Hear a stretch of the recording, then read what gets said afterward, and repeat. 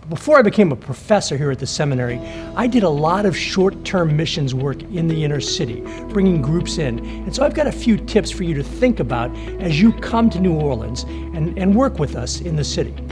Number one, as Blackaby and King talked about in Experiencing God, God is at work in places long before you arrive.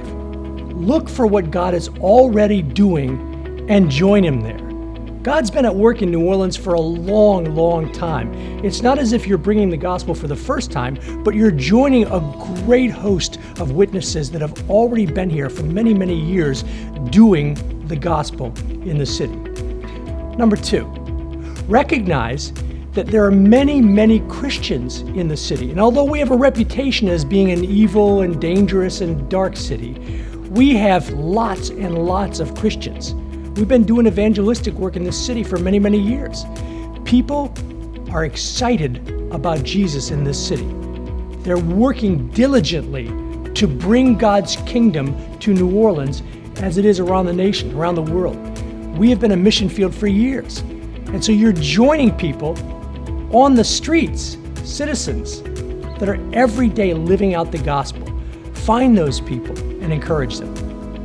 Number three, there's a tendency when we come to do urban missions, when we come to do city missions in the short-term way, to think of ourselves as being the saviors and think of the people in the city as being the subjects.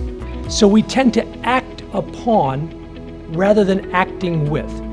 I want to encourage you when you come to encourage your students to think in terms of cultural humility. We need to recognize that this city has a rich and deep and long historical cultural tradition. If we come in thinking that because of where we're from and the church that we came from, that we are better than, then we will act in patronizing ways rather than in servant ways. We need to come really ready to serve. Finally, I want you to recognize that New Orleans is a great city.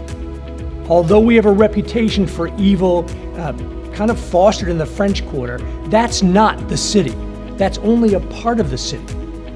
I want you to recognize that this city has a great tradition of food and music and art and culture. That this is a world-class city that people come from all over the world to visit. When you come and you bring your students, I want you to recognize that they are going to leave impacted by the city in some really positive ways. Furthermore, when you go into a neighborhood and you begin to meet the people of the neighborhood, they're going to leave an indelible impact on your students. Have your students prepared to expect to receive as much as to give.